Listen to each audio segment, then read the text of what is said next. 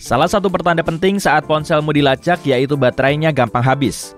Kualitas baterai memang akan menurun seiring waktu, tapi kalau ponselmu masih terbilang baru, hal kayak gini nggak biasa loh.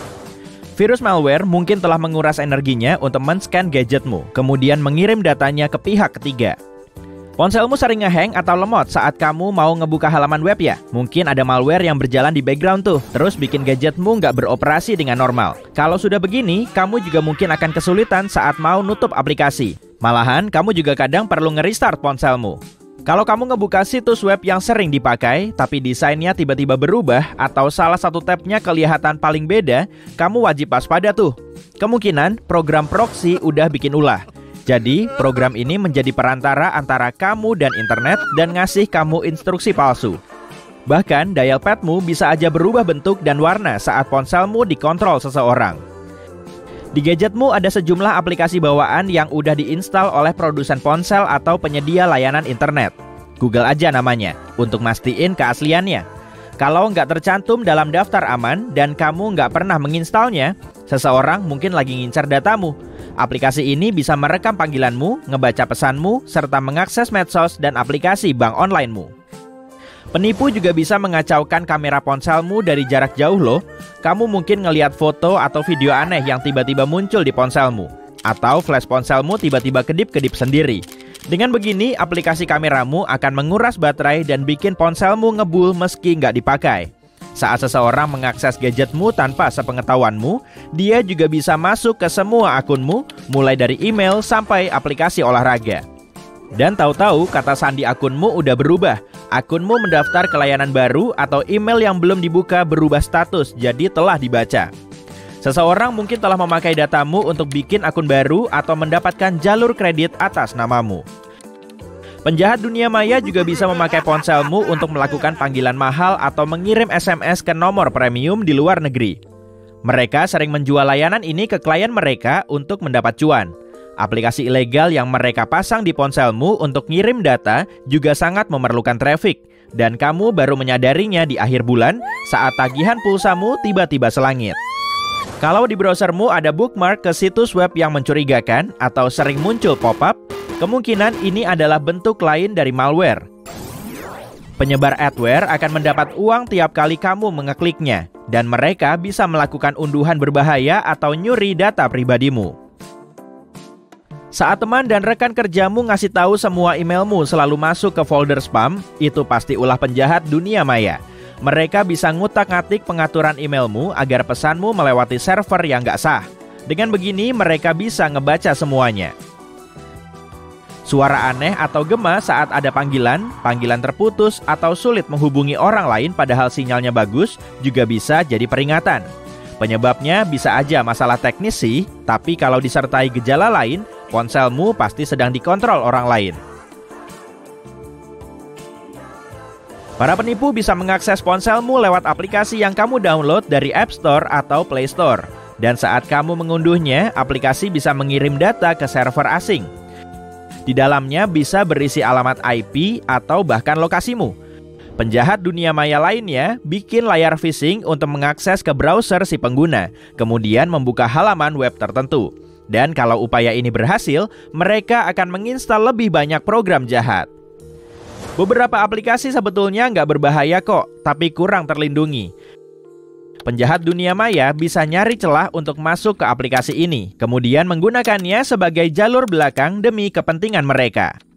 Pengusaha atau orang yang kurang percaya dengan pasangannya kadang juga memasang aplikasi pelacak di ponsel mereka.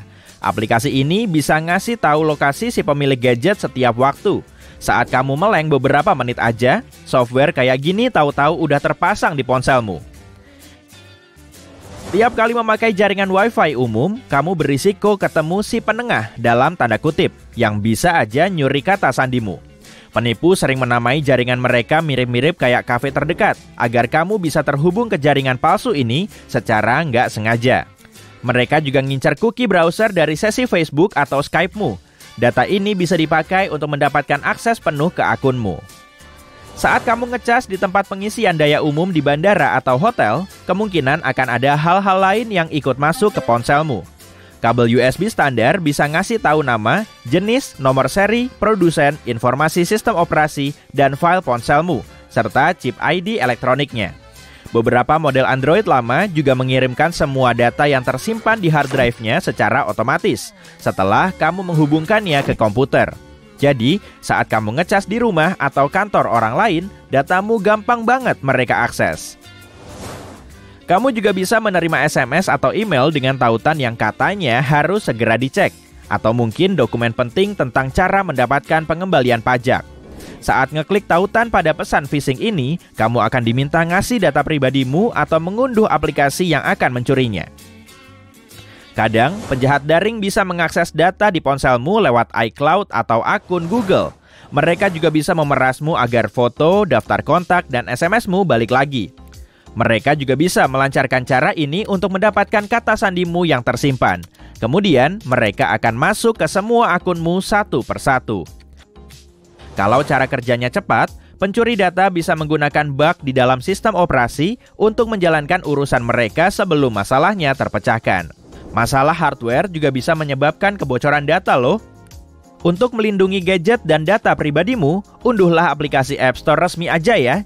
Tanyain dulu aplikasi yang mau kamu install ke Mbah Google kalau kamu belum begitu tahu. Baca juga ulasan dari pengguna lain agar kamu tetap aman. Cek ponselmu secara rutin untuk nyari aplikasi yang nggak terpakai atau nggak pernah kamu install. Setelah ketemu semuanya, mending hapus aja deh. Baca juga semua izin yang diminta aplikasi sebelum kamu menjalankannya. Kalau aplikasi tersebut kebanyakan minta ini itu, coba deh pikir-pikir lagi. Aplikasi penghitung langkah nggak perlu tahu detail perbankanmu atau ngasihin data pribadimu ke perusahaan kebugaran kan?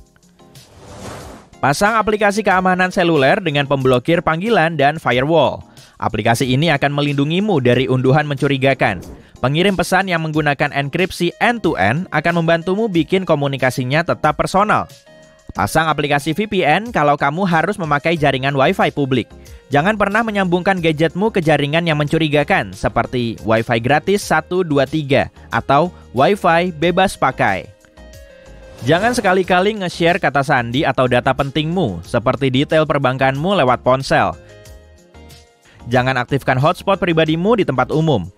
Matiin aja data seluler dan Wi-Fi-mu saat kamu nggak memakainya. Cara ini bisa mencegah update malware kemudian aktif di background. Bawalah power bank atau pengisi daya untuk menghindari tempat pengisian daya umum atau komputer orang lain. Kalau kamu curiga ponselmu lagi diretas, segera install dan jalankan software anti-malware. Software ini akan men-scan ponselmu untuk nyari aplikasi jahat dan proses mencurigakan yang berjalan tanpa sepengetahuanmu. Segera hapus semua aplikasi jahat itu ya. Dan agar lebih aman, hapus juga semua aplikasi yang pernah kamu install sebelum masalahmu dimulai.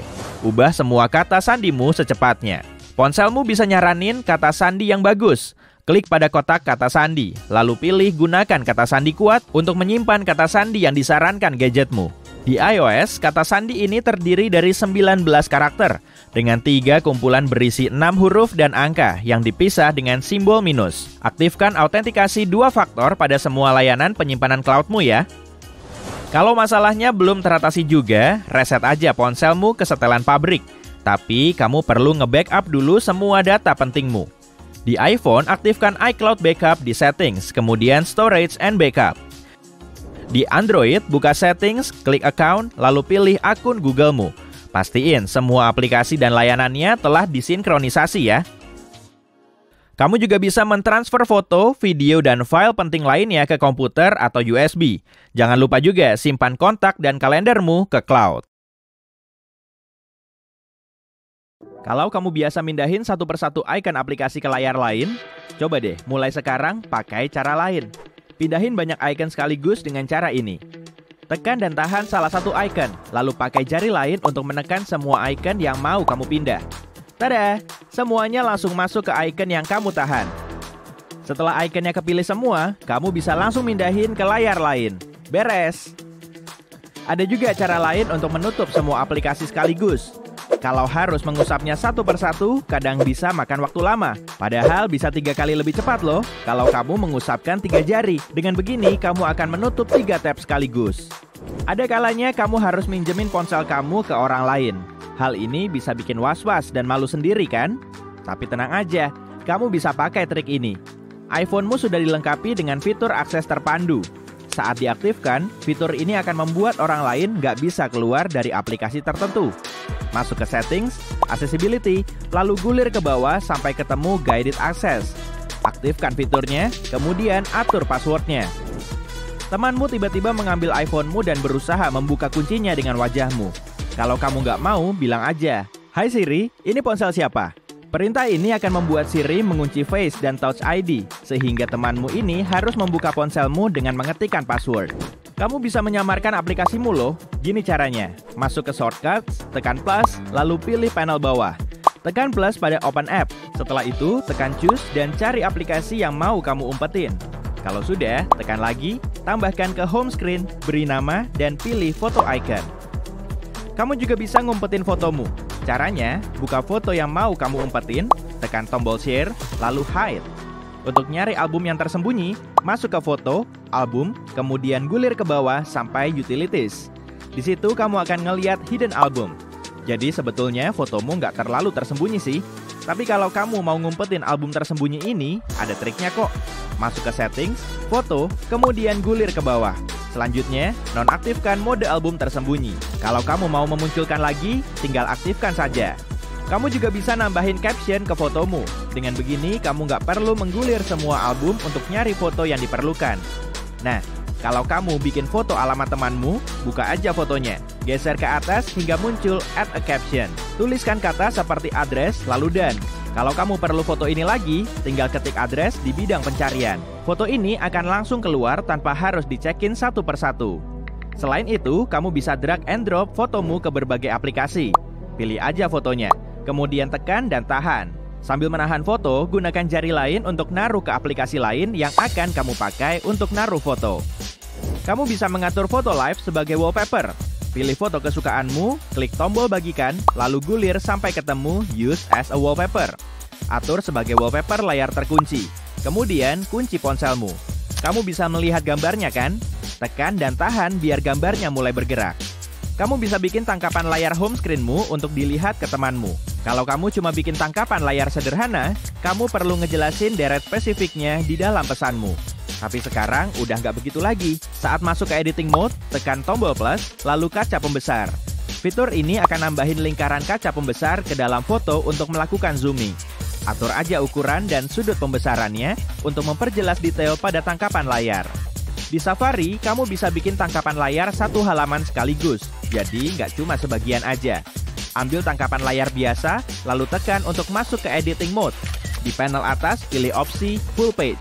Kamu juga bisa nentuin pemotongannya kalau kamu cuma perlu sebagian gambarnya aja. Dan trik ini beneran berguna, karena kamu nggak harus berkali-kali bikin tangkapan layar. Saat nyari-nyari video atau foto, kamu harus menggulir ke bawah banget ya, sampai harus menggulir lagi jauh ke atas. Sebetulnya nggak perlu begitu kok. Tekan aja jam yang ada di pojok kiri atas untuk pindah ke atas secara otomatis. Kalau kamu tertidur saat ngedengerin musik atau podcast, atur aja waktunya biar ponselmu nggak nyala sepanjang malam. Untuk mengaktifkannya, masuk ke jam, lalu timer. Atur waktunya, kemudian masuk ke opsi when the timer ends. Gulir ke bawah sampai ketemu tombol stop playing di sana. Pilih, lalu tekan done. Setelah waktunya kamu atur, mediamu akan mati di background. iMessage punya fitur baru yang keren abis. Kalau kamu mau balas pesan dengan memoji, pilih gambar yang kamu perlukan, kemudian geser ke pesan. Taruh di area yang kamu mau agar penerima pesanmu bisa melihatnya. Saat mengirim pesan, tekan dan tahan tombol send. Kamu bisa milih salah satu efek animasi yang mau dikirimkan. Dan setelah pesanmu terkirim, penerimanya akan melihat pesan itu sesuai dengan pengaturanmu. Kalau kamu mau menghapus pesan yang sedang diketik, goyangkan ponselmu, kemudian konfirmasi. Tapi kalau kamu mau membatalkan pesan yang terhapus, goyangkan lagi aja. Trik lainnya berkaitan dengan pengetikan angka. Saat mau mengetikkan angka, kamu pasti mencet menu 1, 2, 3 untuk masuk ke simbol menu kan? Kemudian milih angka. Setelah selesai, kamu akan mencet ABC lagi. Nah, sebetulnya kamu nggak perlu mengikuti cara ribet ini. Tekan dan tahan aja menu 1, 2, 3 sampai angkanya muncul. Jadi, kamu bisa menggerakkan jarimu ke digit yang diperlukan. Setelah selesai, kamu bisa mengangkat jarimu untuk kembali ke menu teks dan ngetik lagi. Warna emoji ternyata bisa diganti loh. Masuk ke Settings, Accessibility, lalu pilih Display and Text Size. Kalau sudah, aktifkan Color Filters. Kamu juga bisa milih sejumlah filter warna untuk mengubah warna tampilan perangkatmu, termasuk emoji. Kamu bisa nyimpan lokasimu saat ini secara instan. Trik ini bisa sangat berguna saat kamu perlu nyari mobil yang terparkir. Lokasimu bisa disimpan cuma dengan ujung jarimu. Gini caranya. Tekan dan tahan icon peta, kemudian pilih Mark My Location dari menu yang muncul. Lokasimu akan tercatat, dan nantinya kamu bisa tahu lokasimu ini. Kamu bisa scan teks yang kamu lihat dengan ponsel. Masuk ke Notes, tekan opsi ini di tengah, hingga layarmu terpisah menjadi dua. Scan teks yang kamu inginkan, kemudian, tada! Teksnya langsung pindah ke ponselmu. Kamu udah tahu trik ini belum nih? Sebetulnya, kamu bisa membisukan ponselmu dengan tombol samping agar kamu nggak keganggu dengan panggilan atau notifikasi. Tapi kalau kamu nggak mau melewatkan sebagian panggilan penting, matiin aja senyapnya. Buka konteks, kemudian cari nomor yang kamu perlukan. Tekan Edit Konteks dan nyalakan mode Emergency Bypass. Meskipun ponselmu dalam mode senyap, kamu akan tetap tahu tiap kali nomor ini meneleponmu. Sebagian aplikasi terus melacak lokasimu dan sebagian lainnya cuma aktif saat kamu membukanya. Matikan izin lokasi pada aplikasi yang kurang penting untuk menghemat daya. Restart ponselmu seminggu sekali agar RAM-nya nggak penuh oleh data yang nggak diperlukan. Karena ini bisa bikin ponselmu lemot. Kecerahan layar ponselmu nggak perlu terus-terusan sampai maksimal kan? Aktifkan mode otomatis kalau kamu nggak mau ribet terus-terusan. Atau turunkan kecerahannya biar baterainya tetap awet. Gunakan mode daya rendah. Aplikasi mungkin berjalan sedikit lebih lambat, tapi ponselmu akan lebih cepat terisi dan menghabiskan lebih sedikit baterai. Matikan notifikasi push. Masuk ke pengaturan aplikasi, kemudian matikan notifikasi yang nggak penting. Ada juga hal sederhana yang bisa kamu lakukan untuk membuat smartphone-mu lebih awet. Ngecasnya jangan lama-lama ya, nanti ponselmu bisa kepanasan. Dan efek jangka panjangnya nggak akan menyenangkan. Jangan ngecas di bawah sinar matahari langsung, dan jangan taruh ponselmu di bawah sengatan matahari. Taruh aja di tempat yang sejuk. Jangan mainan ponsel saat lagi dicas, nanti malah akan kelebihan daya. Dan yang terpenting, pakai casing yang bagus ya. Beli sekalian aja tiap kali kamu ganti ponsel. Semisal kamu baru aja beli ponsel yang paling ngehits, tapi belum diberi casing pelindung, tiba-tiba kamu kesandung dan ponselmu jatuh. Uang yang udah lama kamu tabung buat beli ponsel cuma terbuang sia-sia kan? Makanya, segera pasang pelindung ponsel tiap kali kamu membelinya. Beli juga pelindung layar supaya nggak kegores-gores. Kalaupun ponselmu nggak kenapa-napa setelah jatuh, bisa aja tetap perlu diperbaiki, dan itu perlu biaya. Jangan gunakan adaptor murahan untuk ngecas ponsel. Ini bisa membahayakan baterai ponselmu. Lama-lama layar ponsel akan terkena kotoran, begitupun dengan portnya. Jadi, kamu perlu sering-sering membersihkan serat atau kotoran yang nempel di port pengisi daya, mikrofon, dan grill speaker. Perhatikan dua foto ini. Kamu tahu bedanya? Benar, kelingking pertama terlihat aneh. Penyebabnya adalah benda yang kamu bawa seharian. Kalau kelingking kamu kayak gini, bisa bahaya. Enggak kok, bercanda. Kelingking menjadi seperti ini saat kamu memegang ponsel dalam suatu posisi yang bebannya bikin kelingking terlihat aneh. Nggak ada masalah, cuma pengaruh ke penampilan aja. Menurut ahli, memegang benda dengan cengkeraman satu tangan bukan posisi alami untuk tangan. Tapi untungnya, tanda ini bakal hilang. Bebannya nggak akan bikin kelingkingmu terlihat seperti itu selamanya. Anggap aja itu kayak tanda bekas kacamata di wajah atau tanda bekas arloji di tangan. Satu hal lagi yang harus kamu waspadai adalah texting thumb. Ini adalah kondisi saat jempol mengalami pegal setelah terlalu lama berkirim pesan. Fenomena ini ada sejak tahun 80-an, tapi dulu dikenal sebagai gaming thumb. Ada ketakutan bahwa ibu jari anak yang terlalu banyak main game bakal kesakitan. Lalu, fenomena ini berkembang pada tahun 2000-an saat berkirim pesan teks menjadi populer. Hey, sebelumnya, idiom all thumbs berarti ceroboh. Mungkin sekarang bisa juga diartikan orang yang cepat saat mengetik pesan. Ada juga kondisi yang bernama trigger finger, saat jari stuck di satu posisi setelah terlalu lama berkirim pesan. Kamu juga harus waspada dengan pergelangan tangan dan tangan yang pegal.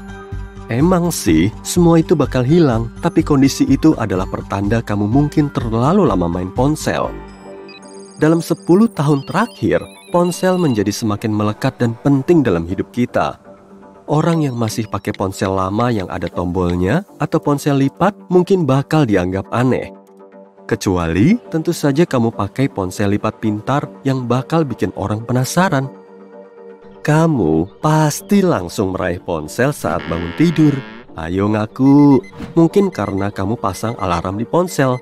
Selain kondisi-kondisi yang memengaruhi tangan dan pergelangan tangan tadi, perangkat-perangkat canggih ini juga memiliki bahaya. Menurut penelitian, memeriksa ponsel sebelum tidur bisa memengaruhi produktivitas kamu esok harinya. Hal ini bisa memengaruhi kebiasaan tidur karena kamu terlalu fokus melihat postingan teman saat liburan atau cuma menonton video sisi terang yang keren di YouTube. Ingat, kami nggak bertanggung jawab bikin kamu begadang. Kita sering lupa waktu dan akhirnya jam tidur kita terlewat. Sebelum ponsel, ada komputer. Komputer memang masih ada sekarang, tapi maksudnya saat kamu harus mencari informasi, kamu pergi ke komputer terdekat, menyalakan modem, online, dan mencari apapun yang kamu butuhkan. Kalau kamu nggak punya komputer, kamu tinggal naik bus ke perpustakaan, warnet, atau ke rumah teman kamu. Pokoknya, kamu harus beranjak dan pergi ke tujuan yang bikin kamu bisa mendapat informasi. Sekarang ini, kita kadang malas untuk beranjak mengisi baterai ponsel kita. Internet benar-benar ada dalam genggaman. Jadi, kalau butuh informasi, kamu tinggal klik-klik saja. Hampir mustahil nggak dapat informasi di internet. Dari Instagram, TikTok, Facebook, atau apapun, kamu bisa dengan mudah dapat informasi. Kita nggak sadar semakin lama kita main ponsel, semakin banyak informasi pribadi yang kita bagikan. GPS kamu menyala hampir setiap saat. Artinya, aplikasi yang kamu pakai tahu lokasimu. Informasi yang kamu tulis di Google bakal menciptakan semacam folder dengan isi profilmu. Begitu folder itu dibuat, mereka bisa menunjukkan iklan yang berhubungan dengan barang yang kamu lihat. Situs e-commerce juga punya cara licik untuk melacak perangkat kamu dan membuat profil meskipun kamu nggak membeli sesuatu. Kalau kamu mengeklik sepatu, lalu mencari buku, mereka bakal terus mengirim kamu iklan sepatu. Mode incognito juga nggak membantu. Mode ini cuma menyembunyikan histori kamu dari browser yang kamu pakai. Provider internet, website, dan aplikasi masih bisa tahu aktivitas kamu. Bener nggak sih ponsel itu dengerin kamu? Ceritanya, kamu lagi duduk-duduk dan mengobrol sesuatu dengan temanmu. Saat pulang, kamu melihat iklan yang berkaitan dengan obrolan tadi. Bener kan? Sebenarnya, bukan karena mikrofon kamu menyala dan mencatat ucapanmu. Karena GPS kamu aktif, website dan aplikasi tahu kamu bersama orang yang mungkin tertarik pada sesuatu yang nggak menarik minatmu. Misalnya, kamu mungkin lagi bilang pengen mendaftar gym dengan temanmu. Kamu mungkin nggak mencari sesuatu yang berkaitan dengan kebugaran di ponselmu, tapi temanmu kebetulan suka nge-gym. Karena GPS ponsel kalian aktif, kalian ketahuan berada di lokasi yang sama. Makanya, ponselmu menampilkan iklan dari profil temanmu. Ini juga membantu kalau kalian berteman di Facebook atau saling mengikuti di TikTok atau Instagram. Mereka nggak tahu aktivitasmu di luar media sosial. Mereka nggak akan tahu kamu makan pizza pepperoni sambil mencari tempat liburan baru. Salah satu cara terampuh agar pelacak nggak dapat informasimu adalah dengan menggunakan alamat email kedua yang bisa kamu pakai untuk mendaftar atau berlangganan akun tertentu. Kebanyakan platform atau website membutuhkan alamat email dasar untuk membangun komunikasi. Tapi platform lain bakal minta nomor ponsel, alamat rumah, tanggal lahir. Ya, udah tahu kan? Oh iya, kamu juga bisa menggunakan dua browser untuk aktivitas internet berbeda. Atau kamu bisa sering-sering menghapus history browsing, cache, dan cookies kamu. Cookies adalah data yang disimpan di browser setelah kamu masuk ke sebuah website. Begitu website yang kamu masuki tahu kamu sering mengaktifkan pengaturan yang sama, misalnya preferensi bahasa, menyimpan email, dan navigasi lain, website itu akan menyimpannya agar saat kamu masuk lagi, kamu akan diberi tampilan yang kamu suka.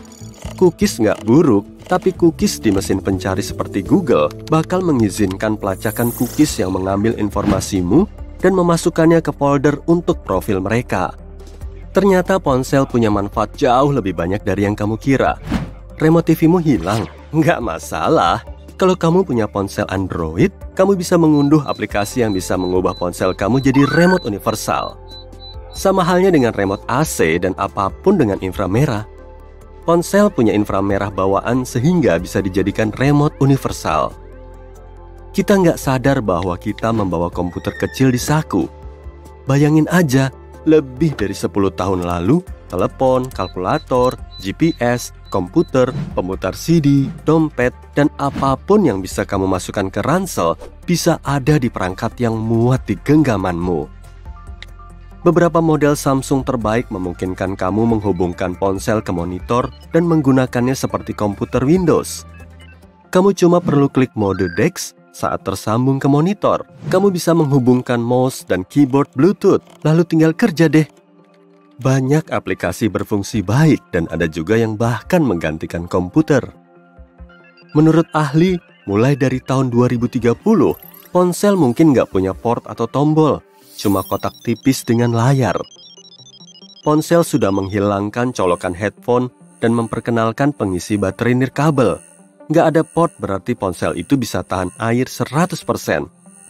Perubahan utama di ponsel masa depan adalah penggunaan kecerdasan buatan atau AI.